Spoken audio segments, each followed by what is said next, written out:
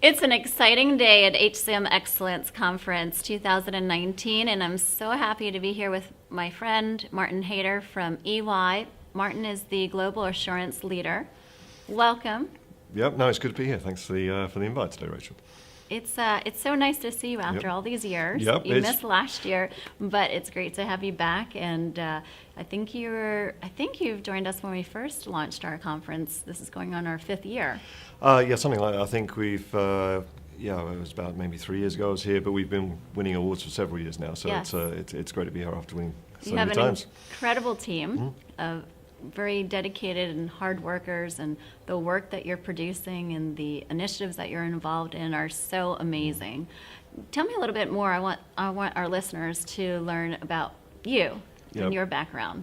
Well, as you said, I've got a great team, which makes my life very easy. I've got a slightly unusual background, perhaps from a learning point of view compared to some here. I was a practitioner originally. I look after the assurance learning, which includes our audit practice, as well as a couple of more advisory-related businesses. But I started off as an auditor, an accountant. Many years ago now, I think it's about 29 years I've been with EY. So I spent about 9 years as an auditor in the field as a client server back in the UK. But over that time, developed an interest in learning and started to facilitate courses, really enjoyed that and wanted to take that to the next level. So an opportunity came up to help get involved in design and development.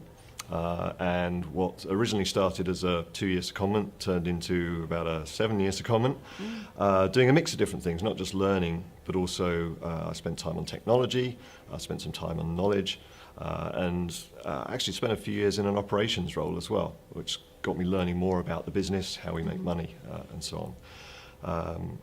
Then having taken that role for a period of time, looking after our UK business, EY started to globalize really heavily and bring together the various member firms around the world, which was really interesting to me. And I started getting exposed to the global organization that we have, then started taking a role over our area in Europe, and ultimately found a role in global. So I think starting off with a business like the UK with a few thousand people, and now we're looking after our firm globally is 270,000 people. But my responsibilities within assurance lie with about 90,000 practitioners. Wow. So it's fun, and the diversity is great, being able to see around the globe and having an impact around the globe. So it's been a fun experience, a lot of different roles, and 10 years ago, also moving to the States as well. To help with that as well. So it's been a fun journey. Well, it's interesting because your background and your career kind of follows that trajectory that Jenny Dearborn spoke about this morning during our keynote, where in the past she actually referred to being an accountant. Her parents were accountants, and that's all you did. You went to school, you were an accountant, and then you retired, and then that's where that's it. So, but now, a lot of the CHROs are coming from different backgrounds, not necessarily HR, and people are changing and are evolving, and you just that continuous learning. Yeah. And then. Well, that's right. Yeah. It's it certainly works for me personally. I found that interest in learning and sort of. You gradually build up, became a gifted amateur perhaps in it over the years, but also I was always interested in new things, and so learned about technology and then left that behind, and learned about audit methodology and left that behind, and so on. So it is a bit of a mirror. I even stepped out into advisory, a different part of our business, which is a very different business to our audit business. So it absolutely rings true, and I think as we see the pace of change in our industry and some of the transformations going on, auditing's been done the same for decades, but we're seeing a huge change now with a much greater introduction of technology. Jenny this morning mentioned that almost every organization is becoming a technology organization. That's certainly true of us. Where the accounting business saw a change when Excel was brought in, and suddenly everything didn't need to be done manually. The introduction of data analytics and the power of that, and the power of capturing huge amounts of data, visualizing that, helping our people is really creating a big transformation in our business at the moment. So our auditors having to go through that kind of journey as well, to put aside the old manual processes and pick up those new technology-led ones as well. And your teams should be very proud of all of the accomplishments and awards that you've received for many of your exceptional programs and initiatives. What are some of the things, or what can we expect to see from EY over the next couple of years? Yeah, it's an interesting point. We've as I said earlier, we've spent about the last 4 years or so redeveloping our entire audit curriculum into our Audit Academy, which I think we're up to about 9 awards for that now, ranging from strategy through to the design of individual programs, use of innovative solutions, and the overall launch of it as a corporate university. Having completed that first phase, if you like, and really fundamentally changing the way we were delivering the content and what content we were delivering, we're at an interesting point for 2 reasons, I think. One, it's, right, what's next? How can we improve that learner experience? How can we improve the effectiveness of it? And there's some really nice ideas I've heard this week that'll help with that. I think a couple of areas are personalisation.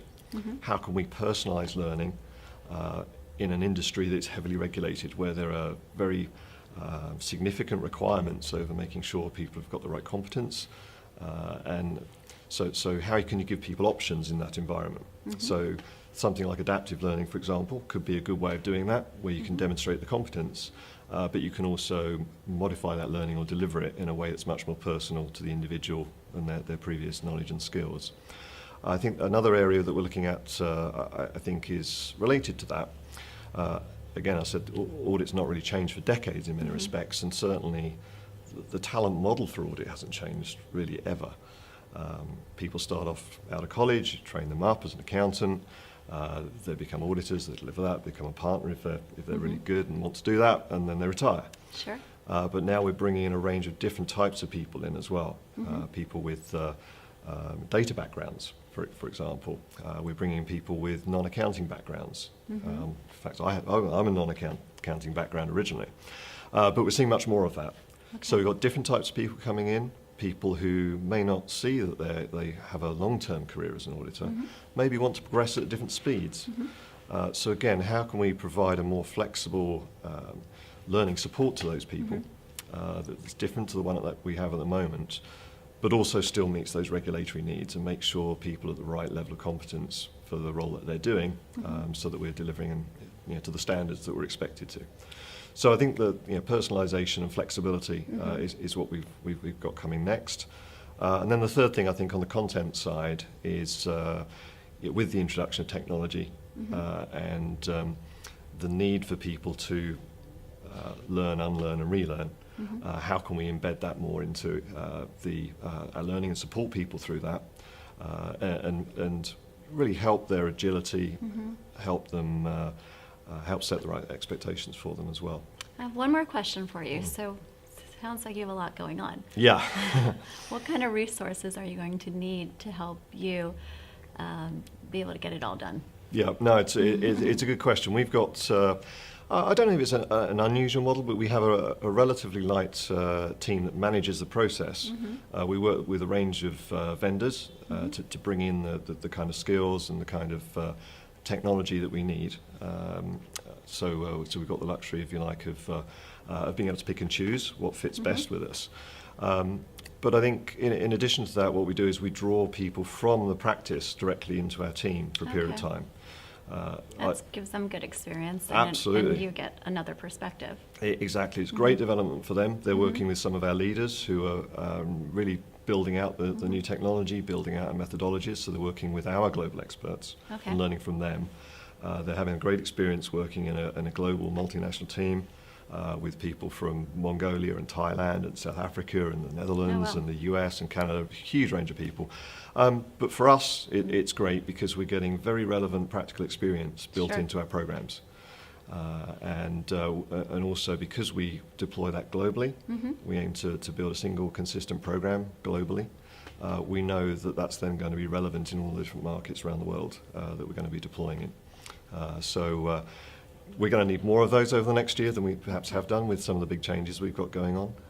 But the models work very well for us, and people walk away with having learnt a lot, and some of those come back and work with us full time at a later date. And you have not just a smart team, but you have a really good dynamic across your team members, and some of you don't get to see each other or much. You have people that are coming from all over to our event. That's right. Yeah. And and I see how you interact, and you can tell you have a really good culture too.